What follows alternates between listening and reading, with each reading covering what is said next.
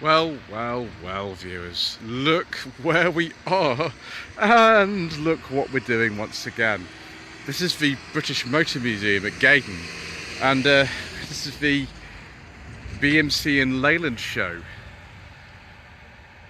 So today's the 10th of July and we're starting at this end. We've got a lot to cover, multiple parts. This is a Slightly Shambolic Shuffle, and so I might fall over, I might get things wrong, there might be wind noise, there might be announcements, and I do apologise. We also don't talk about diesels on this channel because the Mayor of London and his friends all over the country say that we can't. We do talk about, though, this Avon Acclaim. Don't mind if I do, viewers. 1982 to 83, Triumph Acclaim CD by Avon. And yes, we've got a leather interior. We've got some wood on the dash, sort of here. The Avon Acclaim was like a special edition. Some of these were turbocharged. This one I don't think is. We'll see a normal Acclaim CD, but that's very rare and very nice. We do like that. Acclaim, of course, based on a Honda platform. Honda Ballard, I think is the way you say it. Never sold in this country until the equivalent of the Rover ST3 came out in '84. But I would like to have a go in an Acclaim at some point, viewers.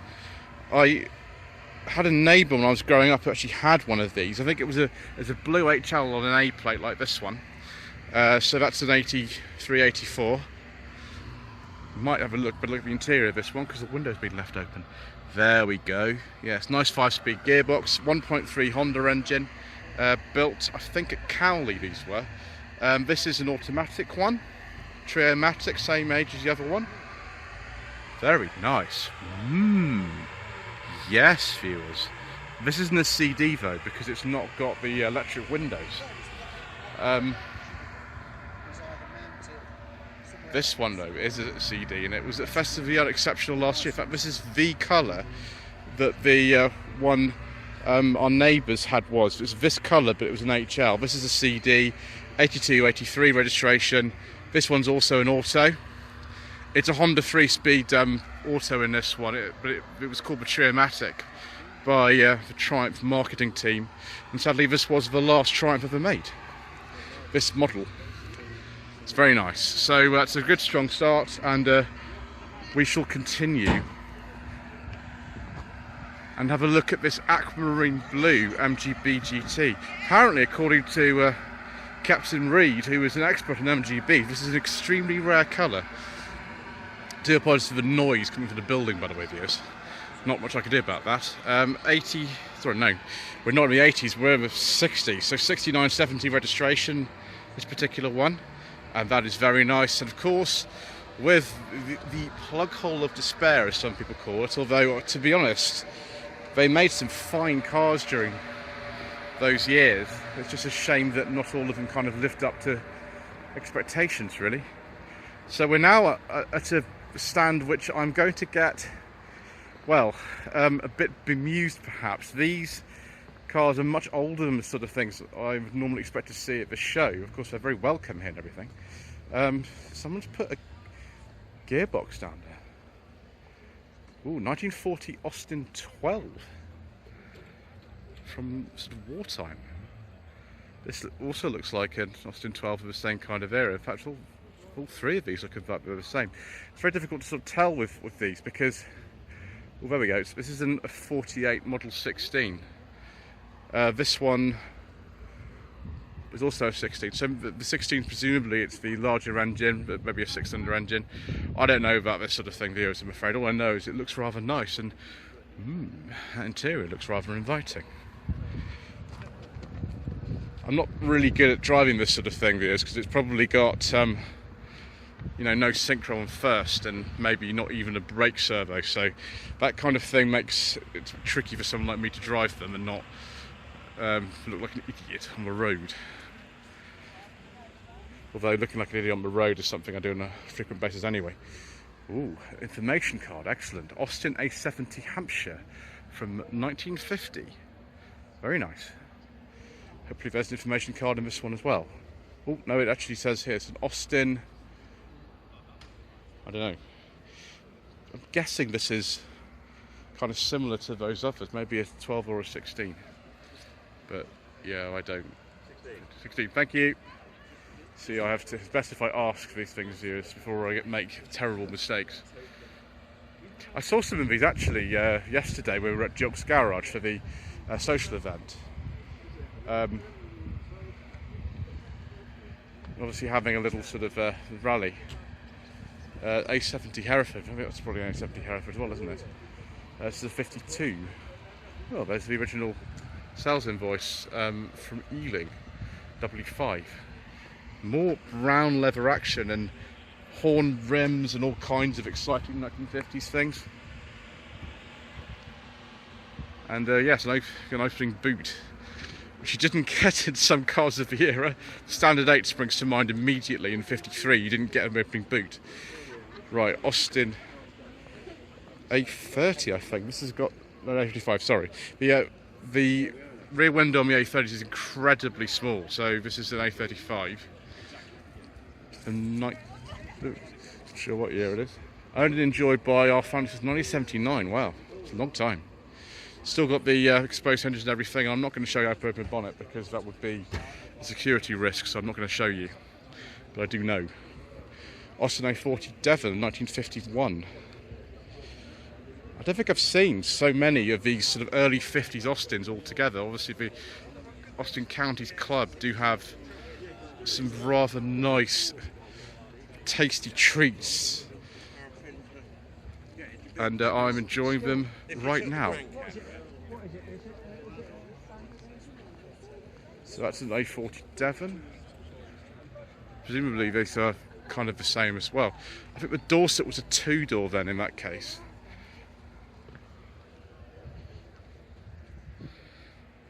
Oh, sorry about the lighting, viewers. That sometimes happens in a very, very sunny day like today. Green. Is that a beige leather interior? Oh, viewers. I'm not sure if that's leather, but it is dark green. It has a beige interior. I think we will be seeing more of that. Yes, a 1950 A40 Devon. This one's a pre-war car. What is this? It's an Austin 10-4. Excellent. Gordon Pixie. Yeah, it's definitely not a 7, is it? It's got, for a start, it's got 4 doors, so it can't be.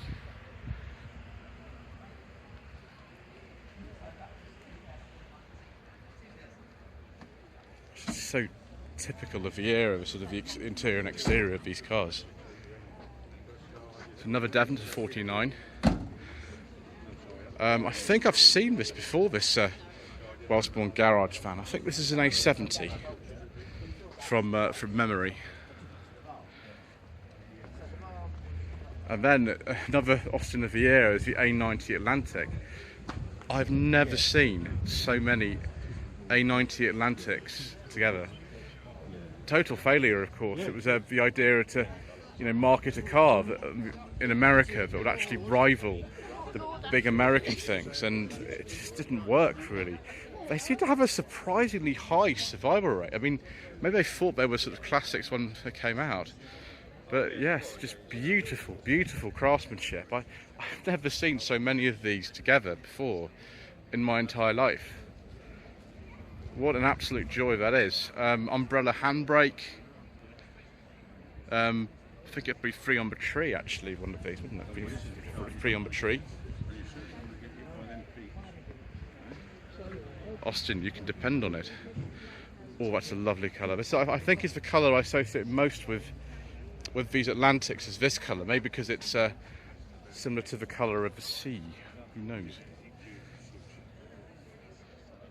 Is that more similar to the sea, or that more similar to the sea? Answers in the comments section below.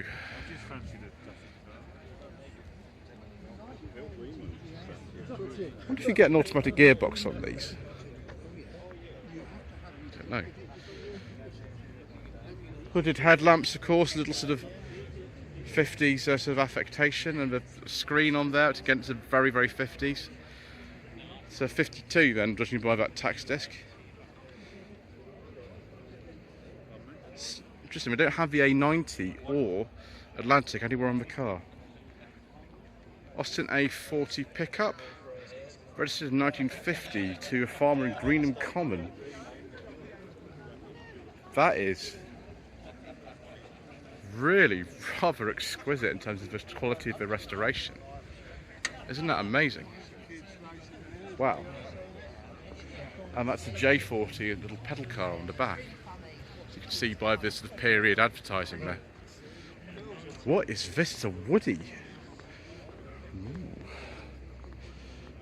1953 Austin A70 Hereford Countryman. Chassis built by Austin at Longbridge. Body built by Papworth Industries in Cambridgeshire. I have never heard of them, but I have heard of the idea of having employment to sufferers of tuberculosis. There was a car at the British Car Journey that was under that kind of scheme as well. But look at this! Wow.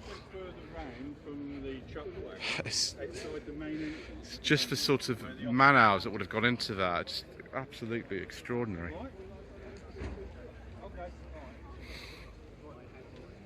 Imagine that's probably another one of these A70 Herefords. This will be, I don't know.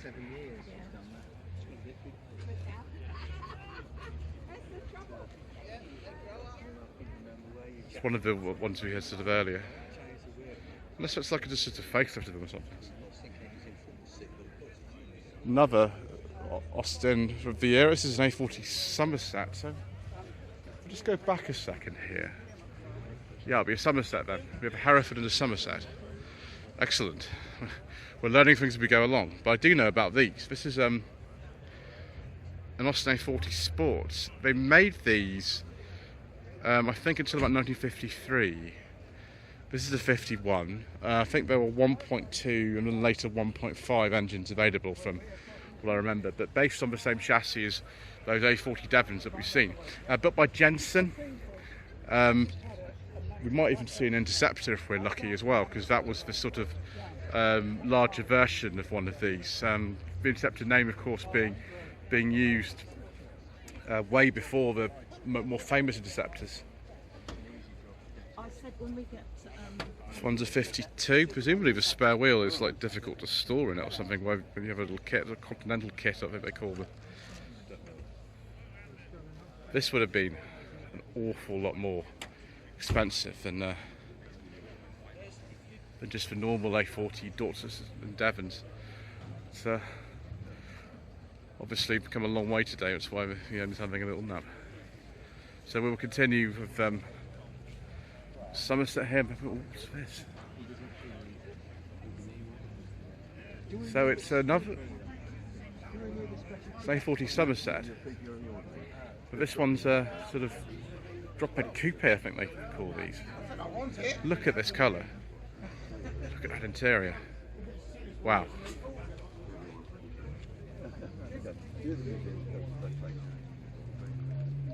Presume this is another one of these Somerset. There's lots of them here, aren't there? There's masses of them.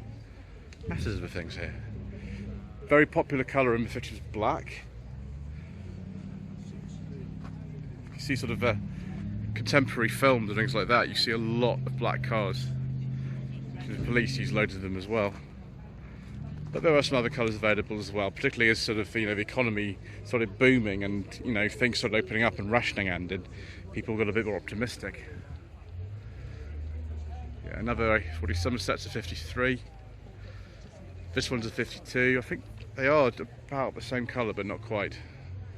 And it's from the New Forest. Interesting. Not too far from where I live.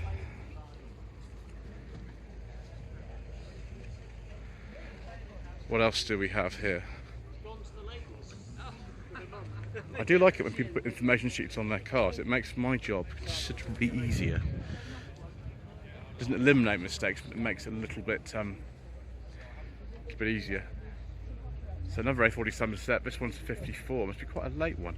I think the the original Cambridge site coming in. I think it was a replacement to these. So this one was in the original family from 1954 to 1992. It's another late A40 Somerset. Of course, as I said, loads and loads of black ones because black was a very popular colour. Hey John. And a red interior. Who would have thought you could just come to a show and see 3 black A40 Somersets in a row? Another A40 Somerset here, but again, one of these sort of convertible versions in a nice bright blue colour.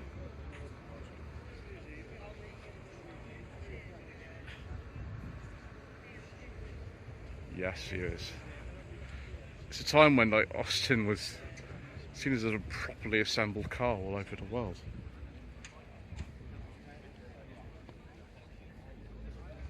And yeah, this is the last one I understand, another A90 Atlantic. I've never seen so many of them together like this.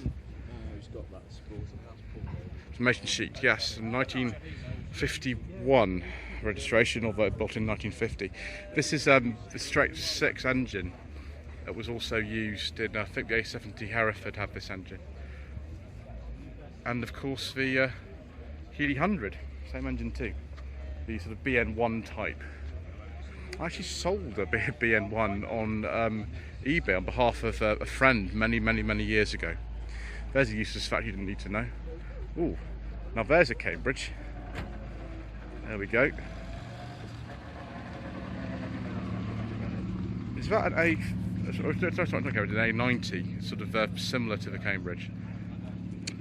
I knew I was going to get things wrong, viewers, and looks like I already have. I do apologise. Let's take a pause here. So, some nice ADO 16s. Morris 1100. 68-69 registration on this one. Take a look at the sort of plainer dash that Alicus Agonis sort of wanted these to have. This one's an automatic, that's interesting. I think this is a Mark II. Yes, it is.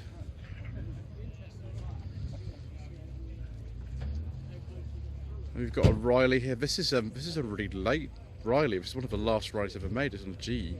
I think that was I've seen these on an H, but that's when they finished with 69 because they decided that with the formation of British Leyland they didn't need Riley anymore, which is a real shame because Riley's always been my favourite one of these.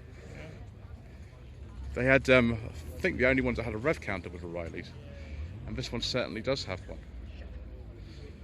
It's a 1300. They were also marketed under the name Castrol, but I can't see the name Castrol on this car. There you go, very different dash from the Austin version. You know, proper sort of round dials and a rev counter and sporty wheel. The Austin 1300 GT kind of replaced it in that sort of way. This is a much earlier car. I can't remember if the Morris or the Austin came first for the 1100s, but this is a really early one. It's not even got a suffix on the plate. Now, as I always say with these things, it wasn't a guarantee that your local authority would start using suffix plates from 63 onwards. Cars existed without suffixes on the plates until about 1965. It just depends on what your local authority wanted to do. So that could be as late as 65, it could be as early as 62. 1970 to 71, Morris 1300. I think this will be a Mark II as well. So that's the Morris, that earlier one. This is also a Morris. So you can see they actually did change the front end quite considerably. And here's this is an early Van der Pla process, isn't it? It's a 63. Gosh, that is lovely. I like the Rileys, but I love these as well. You know, they made little luxury versions for people who kind of wanted to have the ultimate day out. Just little champagne glasses and all sorts of things, and wood picnic tables and a wooden dash and all sorts of things. No rev counter, of course, because you don't need to press on in your Van der Pla, do you? So there's a 67 on an E. That was 63.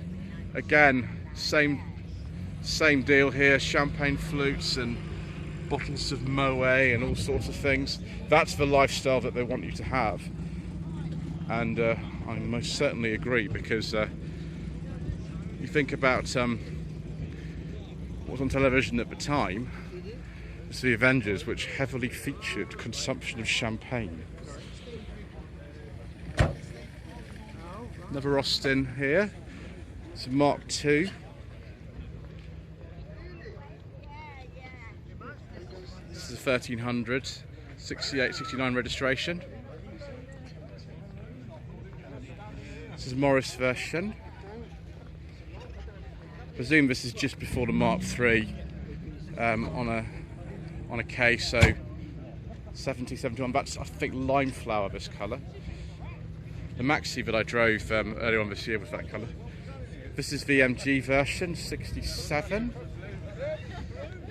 on an E. Another one of these Rileys. We'll just take a look at the interior through here as well. Yes, viewers. Is that a beige leather interior? I do like a beige leather interior. Those Van Plaza had that as well. I must have missed that. I got too excited talking about champagne. Now this one is badged as a Kestrel, so it'd be always a little friend in the boot as well. Hello. Oh, sorry. Hello. He obviously likes it. And here's a 1300 GT. Brilliant. Just talking about that, and there we go. We've got the dials of that. That's a lime flower interior. Very nice. On another case, so 71, 72. Ooh, an early Rover 100 here. It's got some wood in it. What specification is this one? The airbag and a rev counter. It's quite a fancy one then. Yeah, it's a 114 GSI. Very nice. Yes, so they came out in 95, 95, 96 registration that. 1966 Riley Kestrel. Gosh, they're really sort of pushing the boat out on the Kestrel today. We have another look at the dash in those. Very nice years. This is an 1100. The 1300 wasn't launched until 67. Oh, look, we've got some models on display here as well. Look at that. That's pretty special, isn't it? All the sort of colours and things. Thank you. Right, we should go back down here and see some minis. 1967 Austin Mini Cooper. That looks kind of remarkably standard for one of these. Lots of them are sort of modified and things now.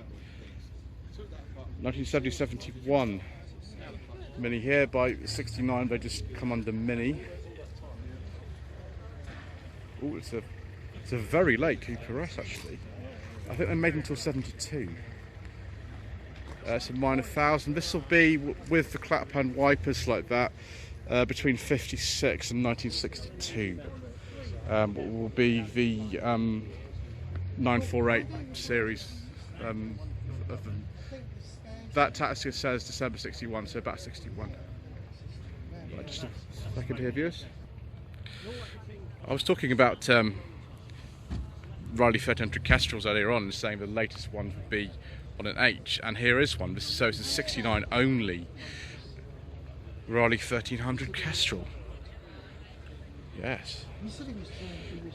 Just realised we had too many brands competing, and we had to get rid of it. Wow. And we also got a stag here. First of many, many, many, many stags we shall be seeing, viewers. This one's got the manual gearbox with the overdrive. So 74, 75 registration.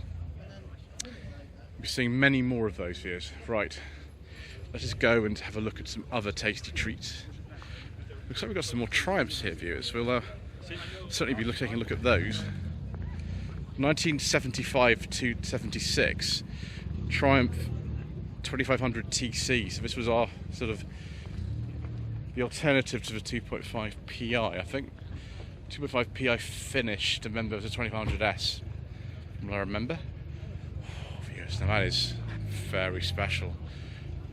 Dolomite Sprint.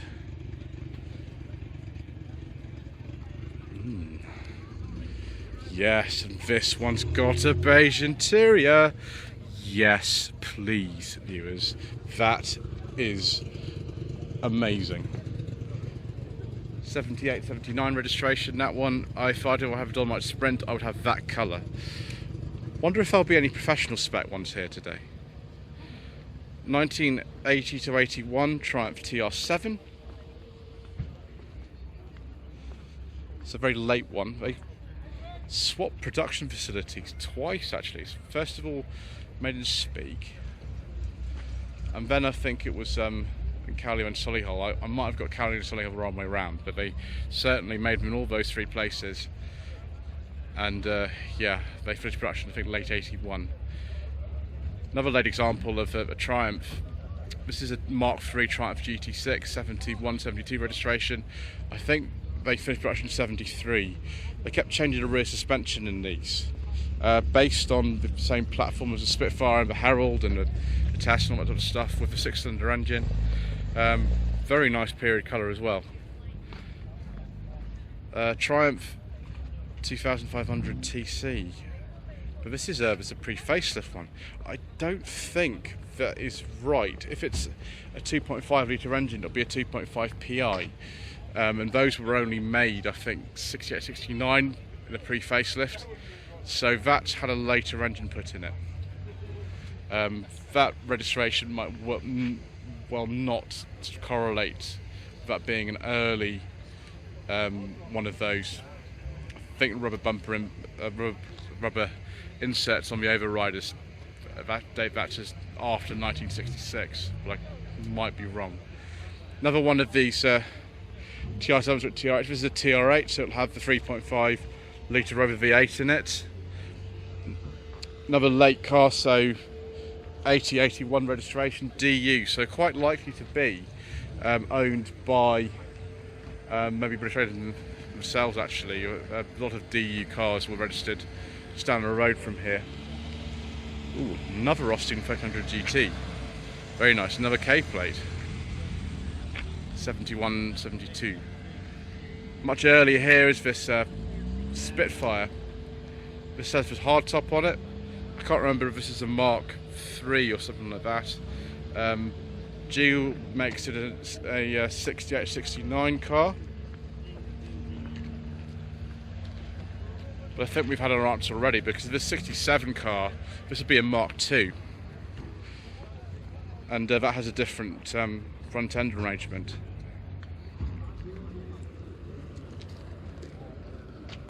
Yeah, it's a Mark II. Ooh, another one of these Austin A40 Sports in a lovely green colour. And another lovely Acclaim.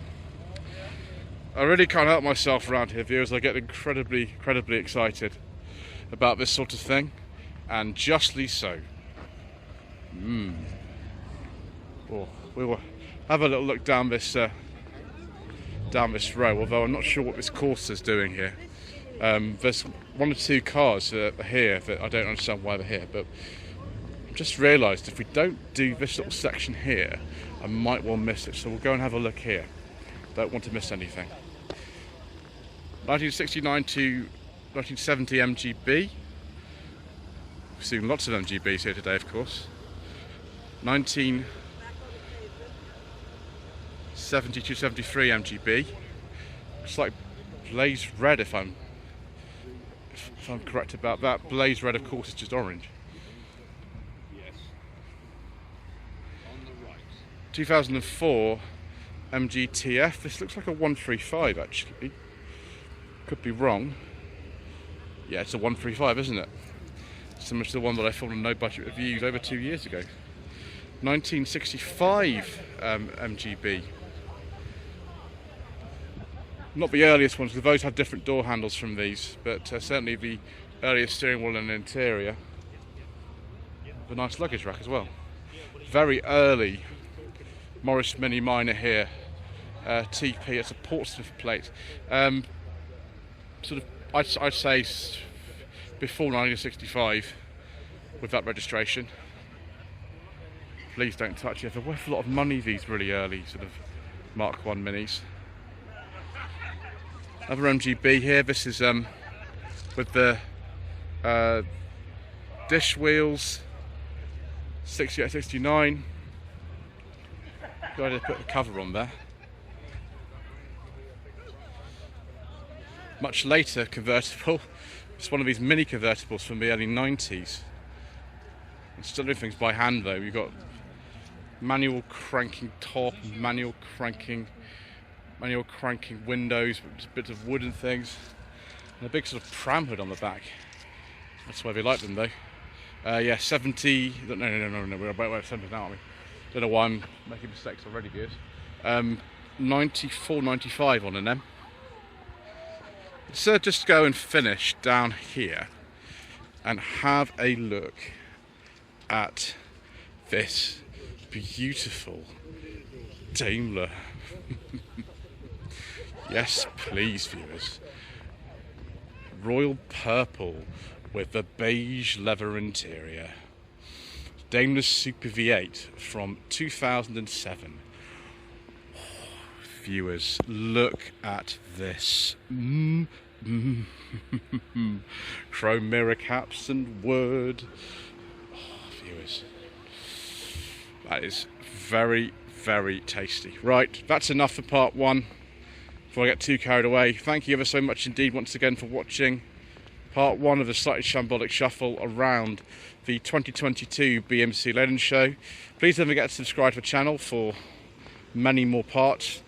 Like this and leave a comment below, and we will see you again soon, no doubt.